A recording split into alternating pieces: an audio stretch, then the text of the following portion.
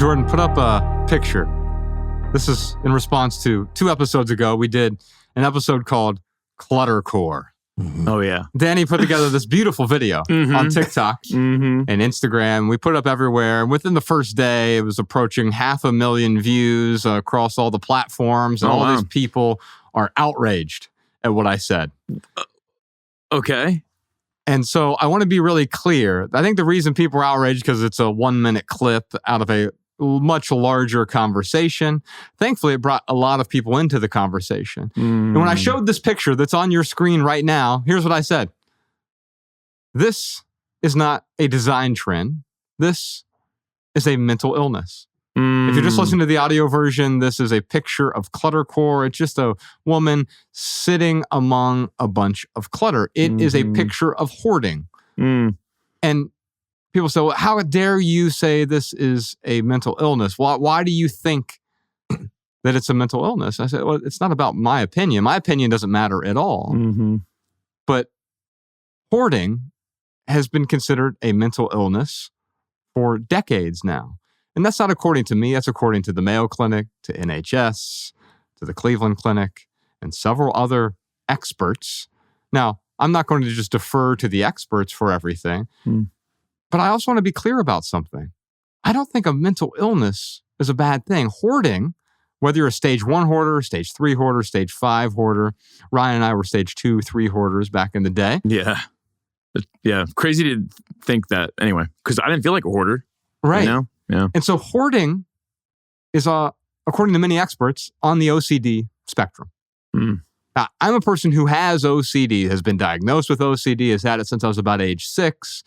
And it doesn't manifest in some of the ways where you have to turn doorknobs a bunch of times, but I do a lot of things that are OCD-esque. I count steps, I count stairs, I do a lot of counting of things, and I obsess a lot. I'm much more obsessive than I am compulsive. And so that is considered to be a mental illness. And that's not to say that I think it's a bad thing. This is a problem. Cluttercore is a problem merely because it is reframing something that is getting in the way and saying that it is a good thing. It's holding on to the things that make us miserable and saying this is beneficial to you. Now, if you actually enjoy whatever things you have in your space, I don't want you to get rid of any of it. I'm not in the business of trying to convince you of anything. The problem that we have is when we say, hey, I have this problem, and instead of looking at the problem, addressing the problem, wondering the why behind that problem, the why behind the clinging, I'm going to proudly display my clinging, pretend it is not a problem. And that's when we get confused. So, no, I don't think it's a bad thing. But I think that if it gets in the way, telling yourself a story that it doesn't get in the way doesn't keep it from getting in the way. Yeah. All right, angel's advocate question. If having a mental illness is not a bad thing, and if, let's say, hoarding is a mental illness, what does it add to the conversation to label it as such? Good question. We had a question earlier about ADHD. And the thing I didn't have the time to say in the moment, we can talk about it now, is you're right. Adding a label to a thing can be helpful because it limits it, right? And it allows you to talk about it, right?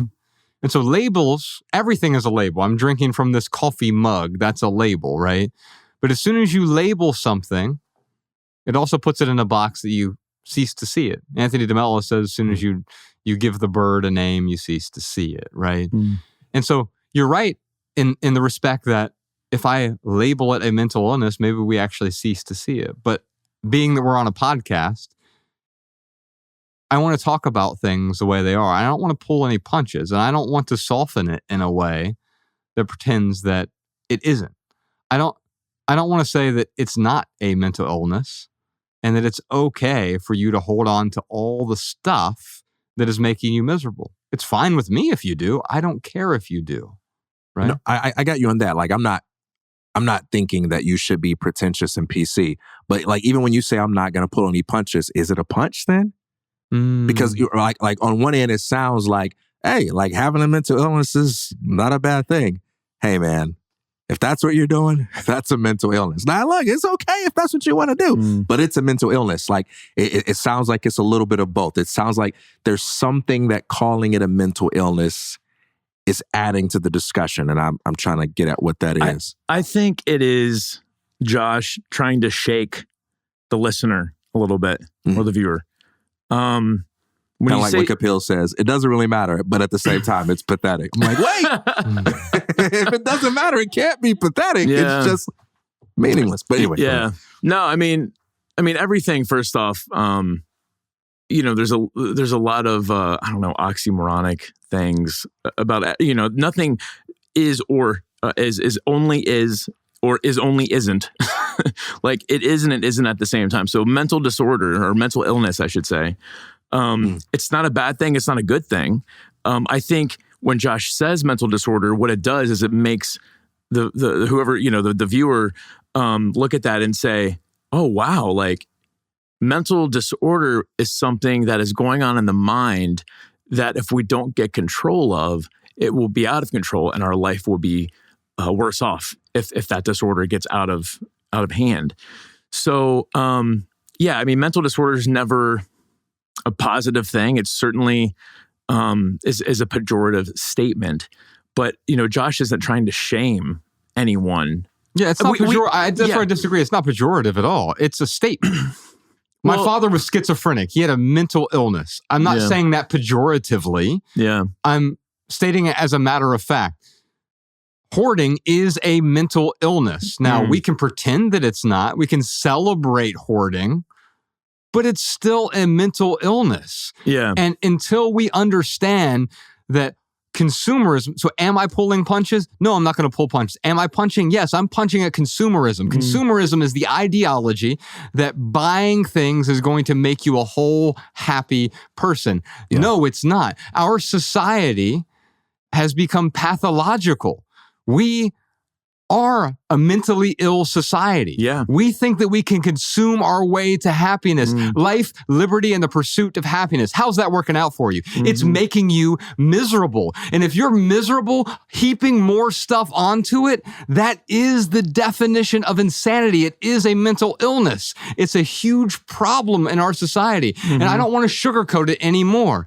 If you're happy with your stuff, be happy with your stuff. But if the stuff is making you miserable, I wouldn't cling to it and celebrate it and say, look at me, look how much stuff I own. And, oh, by the way, it's kind of making me miserable. Yeah. And that's the challenge of highlight clip culture, which we are part of, because even in the discussion on Cluttercore, you and I had a disagreement about whether or not this is hoarding.